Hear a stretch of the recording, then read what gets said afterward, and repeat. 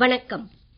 ஆகாஷ்வாணி புதுச்சேரி மாநில செய்திகள் வாசிப்பவர் மலர்விழி.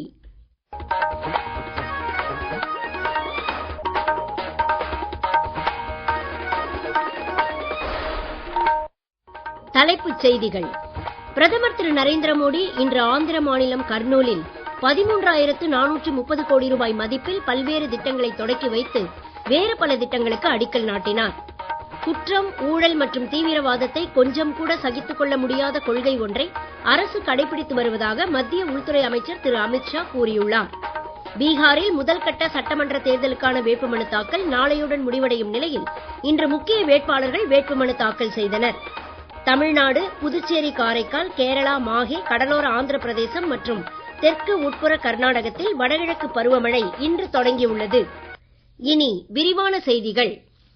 பிரதமர் திரு நரேந்திர மோடி இன்று ஆந்திர மாநிலம் கர்னூலில் நடைபெற்ற விழாவில் தொழில், சாலை, ரயில்வே, பாதுகாப்பு, உற்பத்தி, எண்ணெய், எரிவாயு உட்பட பல்வேறு துறைகள் தொடர்பான வளர்ச்சி திட்டங்களை தொடக்கி வைத்து வேறு பல திட்டங்களுக்கு அடிக்கல் நாட்டினார். பிராந்திய அளவிலான உள்கட்டமைப்பு வசதிகளை மேம்படுத்துவதன் மூலம் தொழில் மையத்தை துரிதமாக்கி அனைவரையும் உள்ளடக்கிய வளர்ச்சியை உறுதிப்படுத்துவதில் அரசுக்குள்ள உறுதிப்பாட்டை வெளிப்படுத்தும் வகையிலான இத்திட்டங்களின் மொத்த மதிப்பு 13,430 கோடி ரூபாயாகும். விழாவில் ஆந்திர முதலமைச்சர் திரு சந்திரபாபு நாயுடு, துணை முதலமைச்சர் திரு பவன் கல்யாண் உள்ளிட்டவர்களும் கலந்து கொண்டனர். முன்னதாக ஒருநாள் ஆந்திர பயணமாக இன்று காலை கர்னூல் வந்து சேர்ந்த பிரதமர் திரு நரேந்திர மோடி ஸ்ரீசைலத்தில் உள்ள பிரம்மராம்பா மல்லிகார்ஜுன சுவாமி கோவிலில் வழிபட்டார். 12 ஜோதிர்லிங்க தலங்கள் மற்றும் 51 சக்தி பீடங்களில் ஒன்றான இக்கோவிலில் சுவாமி மற்றும் அம்பாளுக்கு சாற்றிய வஸ்திரங்களும் படங்களும் பிரதமருக்கு பரிசளிக்கப்பட்டன. தொடர்ந்து பிரதமர் திரு நரேந்திர மோடி சத்ரபதி சிவாஜி மகாராஜ் புகழை போற்றும் வகையிலான ஸ்ரீ சிவாஜி ஸ்பூர்த்தி கேந்திரத்தையும் நேரில் சென்று பார்வையிட்டார். தொலைத்தொடர்பு மற்றும் வடகிழக்கு மாநிலங்களின் வளர்ச்சிக்கான மத்திய அமைச்சர் திரு ஜோதிராதித்ய சிந்தியா இன்று புதுடெல்லியில் குடியரசு துணைத் தலைவர் திரு சி.பி. ராதாகிருஷ்ணனை சந்தித்து பேசினார். நாடாளுமன்ற வளாகத்தில் நடைபெற்ற இந்த சந்திப்பின் போது அமைச்சகத்தின் முக்கிய முன்முயற்சிகள் குறித்தும் எதிர்கால திட்டங்கள் குறித்தும் குடியரசு துணைத் தலைவரிடம் எடுத்துக் கூறப்பட்டது. நாட்டில் தொலைத்தொடர்பு மற்றும் இன்டர்நெட் சேவைக்கான கட்டமைப்பு வசதிகள் வேகமாக விரிவடைந்து வருவது குறித்தும் கடைசி மனிதன் வரை அனைவருக்கும் மலிவான கட்டணத்தில் டேட்டா இணைப்பு வழங்குவதற்கான அரசின் முயற்சிகள் குறித்தும் விளக்கம் அளிக்கப்பட்டது. நாடு முழுவதும் ஏற்கனவே பரவியுள்ள அஞ்சல் துறை கட்டமைப்பு மூலம் இந்தியா போஸ்ட் பட்டுவாடா வங்கி உட்பட புதுமையான திட்டங்களை அரசு செயல்படுத்தி வருவது குறித்தும் எடுத்துக் கூறப்பட்டது. இது அல்லாது வடகிழக்கு பிராந்தியத்தில் வளர்ச்சி வேகம் அதிகரித்து வருவதையும் தாம் அறிந்து மகிழ்ச்சி அடைவதாக குடியரசு துணைத் தலைவர் திரு சி.பி. ராதாகிருஷ்ணன் சமூக ஊடக பதிவு ஒன்றில் தெரிவித்துள்ளார். குற்றம், ஊழல் மற்றும் தீவிரவாதத்தை கொஞ்சம் கூட சகித்துக் கொள்ள முடியாத கொள்கை ஒன்றை அரசு கடைபிடித்து வருவதாக மத்திய உள்துறை அமைச்சர் திரு அமித்ஷா கூறியுள்ளார். குற்றம் புரிந்துவிட்டு வெளிநாடுகளுக்கு தப்பியவர்களை பிடித்துக் கொண்டு வருவதில் உள்ள சவால்கள் மற்றும் இதற்கான உத்திகள் குறித்து சிபிஐ சார்பில் ஏற்பாடு செய்யப்பட்டுள்ள 2 நாள் மாநாட்டை புதுடெல்லியில் இன்று அவர் தொடக்கி வைத்து பேசினார். உள்துறை அமைச்சரின் உரை குறித்து கூடுதல் விவரங்கள். குற்றம் புரிந்த அனைவரையும் சட்டத்தின் முன் நிறுத்த வலுவான அமைப்பு முறை ஒன்றை அரசு உருவாக்கி வருவதாக அமைச்சர் தெரிவித்தார். குற்றம் புரிந்துவிட்டு வெளிநாடுகளுக்கு தப்பியவர்களின் சொத்துக்களை முடக்க சட்டம் கொண்டுவரப்பட்டுள்ளதாகவும் கடந்த 4 ஆண்டுகளில் இந்த சட்டத்தின் கீழ் $2 பில்லியன் பணம் மீட்கப்பட்டுள்ளதாகவும் அவர் கூறினார். வலுப்படுத்திய பணச்செலவை தடுப்பு திட்டத்தின் கீழ் கடந்த 10 ஆண்டுகளில் $12 பில்லியன் மதிப்புள்ள சொத்துக்கள் பறிமுதல் செய்யப்பட்டுள்ளதாகவும் அவர் தெரிவித்தார். குற்றம் புரிந்துவிட்டு வெளிநாடுகளுக்கு தப்பிச் சென்றவர்களை பிடித்துக் கொண்டு வர சிபிஐ உலக அளவிலான ஒத்துழைப்பு மையம் ஒன்றை அமைத்திருப்பதாக திரு அமித்ஷா தெரிவித்தார். மாநில அரசுகளும் சிபிஐயுடன் இணைந்து இதற்கான தனி கட்டமைப்பு வசதிகளை உருவாக்கலாம் என்று அவர் ஆலோசனை வெளியிட்டார். சிபிஐ இயக்குநர் திரு பிரவீன் சூட் இம்மாநாட்டில் பேசுகையில் குற்றம் புரிந்துவிட்டு இந்தியாவிலிருந்து தப்பியவர்களை தேடி பிடிக்க இந்திய வேண்டுகோளின் பேரில் 957 இன்டர்போல் நோட்டீஸ்கள் வெளியிடப்பட்டுள்ளதாக தெரிவித்தார். நடப்பு ஆண்டில் இதுவரை 35 குற்றவாளிகள் பிடித்துக் கொண்டு வரப்பட்டுள்ளதாகவும் இத்தகைய மேலும் 338 பேரை பிடிக்க பல்வேறு நாடுகளிடம் வேண்டுகோள் விடுக்கப்பட்டுள்ளதாகவும் அவர் கூறினார். இந்த 2 நாள் மாநாட்டில் மத்திய காவல் படைகள் மற்றும் மாநில காவல்துறைகளைச் சேர்ந்த மூத்த அதிகாரிகள் பங்கேற்றுள்ளனர். விவசாய பணிகளில் பாசன நீரின் திறம்பட்ட பயன்பாட்டை உறுதிப்படுத்துவதன் மூலம் விவசாயிகளின் வருமானத்தை உயர்த்தும் நோக்கிலான ஒவ்வொரு துளியிலும் கூடுதல் பயிர் திட்டத்தில் நெகிழ்வுத்தன்மையை மேம்படுத்தும் வகையில் மத்திய அரசு புதிய விதிமுறைகளை வெளியிட்டுள்ளது. இதன்படி மாநில மற்றும் யூனியன் பிரதேச அரசுகள் இனி தத்தம் உள்ளூர் தேவைகளுக்கு ஏற்றபடி மழைநீர் சேகரிப்பு திட்டங்களையும் சிறு அளவிலான நீர் மேலாண்மை செயல்பாடுகளையும் திட்டமிட்டு செயல்படுத்திக் கொள்ளலாம் என மத்திய வேளாண் அமைச்சகம் தெரிவித்துள்ளது. விவசாயிகள் மற்றும் விவசாய சமூகத்தினரின் தேவைக்கேற்ற திட்டங்களால் விவசாயிகள் நீரை திறம்பட்ட முறையில் பயன்படுத்தவும் இதன் மூலம் உற்பத்தி திறன் மற்றும் வருமானத்தை பெருக்கிக் கொள்ளவும் ஏதுவாகும். நீங்கள் கேட்டுக்கொண்டிருப்பது மாநில செய்திகள். ஆகாஷ்வாணி செய்திகளை நேயர்கள் உடனுக்குடன் தெரிந்து கொள்ள எமது புதுச்சேரி மண்டல செய்தி பிரிவின் சமூக ஊடகங்களான @airnews புதுவை என்ற எக்ஸ் பக்கத்தையும், all India radio news Puducherry என்ற Facebook பக்கத்தையும், @RNU புதுச்சேரி என்ற யூடியூப் சேனலையும் அணுகலாம்.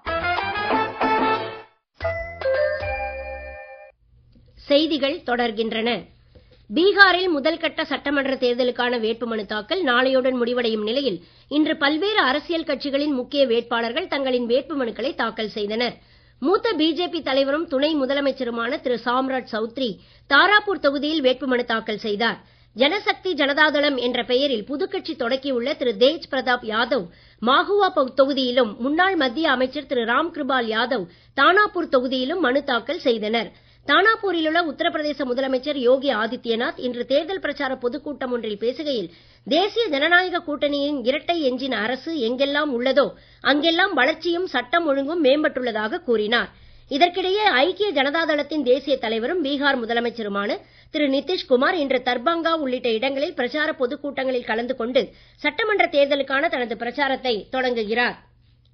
பிரதமர் திரு நரேந்திர மோடி கடந்த மாதம் 22ஆம் தேதி அறிவித்த GST சேமிப்பு திருவிழாவால் நாடு முழுவதும் அனைத்து பிரிவு மக்களும் பயன்பெற்று வருகின்றனர். அடுத்த தலைமுறை GST சீர்திருத்தங்களால் மத்திய பிரதேசத்தில் பொருளாதாரம் எப்படியெல்லாம் ஊக்கம் பெறும் என்பது குறித்து ஒரு செய்தி தொகுப்பு.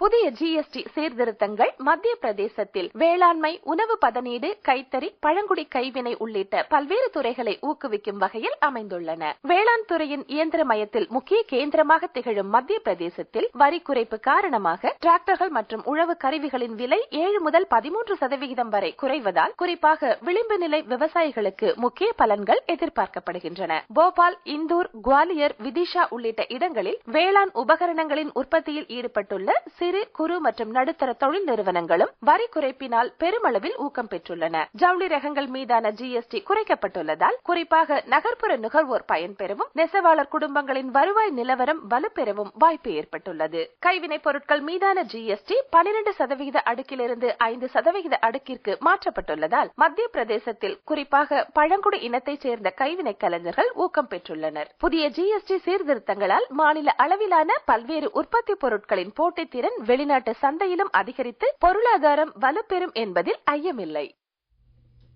தென்மேற்கு பருவமழை இன்று இந்திய பகுதிகளிலிருந்து முழுமையாக விலகி தமிழ்நாடு, புதுச்சேரி, காரைக்கால், கேரளா, மாஹே, கடலோர ஆந்திர பிரதேசம், ராயல்சீமா மற்றும் தெற்கு உட்புற கர்நாடகத்தில் வடகிழக்கு பருவமழை தொடங்கியுள்ளது. அடுத்த 7 நாட்களில் கேரளா, தமிழ்நாடு மற்றும் புதுச்சேரியில் மழை அதிகரிக்கும் என்றும் வானிலை ஆய்வுத்துறை கணிப்பு வெளியிட்டுள்ளது. இன்றைய தினம் கோவை, நீலகிரி, தஞ்சை, நாகை, திருவாரூர், மயிலாடுதுறை, கடலூர், விழுப்புரம், செங்கல்பட்டு, சென்னை, திருவள்ளூர் உள்ளிட்ட மாவட்டங்களில் ஓரிரு இடங்களில் கனமழை பெய்யக்கூடும் என்றும், நெல்லை, குமரி, தேனி, தென்காசி உள்ளிட்ட மாவட்டங்களில் ஓரிரு இடங்களில் மிக கனமழைக்கு வாய்ப்பு இருப்பதாகவும் தெரிவிக்கப்பட்டுள்ளது. சூறாவளி காற்றுக்கு வாய்ப்பு அதிகமுள்ள தமிழக கடலோர பகுதிகள், வங்கக்கடல் பகுதிகள் மற்றும் அரபிக்கடல் பகுதிகளுக்கு மீனவர்கள் செல்ல வேண்டாம் என அறிவுறுத்தப்பட்டுள்ளனர்.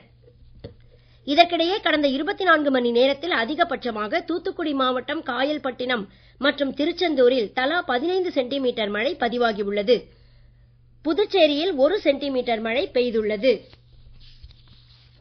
புதுச்சேரியில் ராஜீவ்காந்தி சிலைக்கும் இந்திரா காந்தி சிலைக்கும் இடையே மேம்பாலம் அமைக்கும் பணிகளுக்கு அடிக்கல் நாட்டும் விழாவில் மத்திய சாலை போக்குவரத்து மற்றும் நெடுஞ்சாலை போக்குவரத்து அமைச்சர் திரு நிதின் கட்கரி ஆற்றிய உரை மத்திய தகவல் தொழில்நுட்ப அமைச்சகம் மூலமான பாஷினி திட்டத்தின் கீழ் உருவாக்கப்பட்ட ஸ்ருதலேக் மொழிபெயர்ப்பு வசதி மூலமாக நிகழ்நேரத்தில் தமிழில் மொழிபெயர்க்கப்பட்டு எழுத்து வடிவில் அகன்ற திரையில் காட்டப்பட்டது. அரசு நிர்வாகம் பற்றிய தகவல்கள் மொழி ரீதியில் அனைவருக்கும் சென்று சேர்வதை உறுதிப்படுத்தும் வகையில் செயற்கை நுண்ணறிவு அடிப்படையிலான இந்த தொழில்நுட்ப வசதி புதுச்சேரியில் முதல் முறையாக பயன்படுத்தப்பட்டுள்ளது. மக்களிடையே வெகுவான வரவேற்பை பெற்ற இந்நடைமுறையை எதிர்காலத்தில் மத்திய திட்டங்கள் தொடர்பான அனைத்து விழாக்களிலும் பயன்படுத்த வேண்டும் என அரசு செயலர் திருமதி முத்தம்மா கூறினார். மீண்டும் தலைப்புச் செய்திகள். பிரதமர் திரு நரேந்திர மோடி இன்று ஆந்திர மாநிலம் கர்னூலில் 13,430 கோடி ரூபாய் மதிப்பில் பல்வேறு திட்டங்களை தொடக்கி வைத்து வேறு பல திட்டங்களுக்கு அடிக்கல் நாட்டினார். குற்றம், ஊழல் மற்றும் தீவிரவாதத்தை கொஞ்சம் கூட சகித்துக் கொள்ள முடியாத கொள்கை ஒன்றை அரசு கடைபிடித்து வருவதாக மத்திய உள்துறை அமைச்சர் திரு அமித்ஷா கூறியுள்ளார். பீகாரில் முதல்கட்ட சட்டமன்ற தேர்தலுக்கான வேட்புமனு தாக்கல் நாளையுடன் முடிவடையும் நிலையில் இன்று முக்கிய வேட்பாளர்கள் வேட்புமனு தாக்கல் செய்தனர்.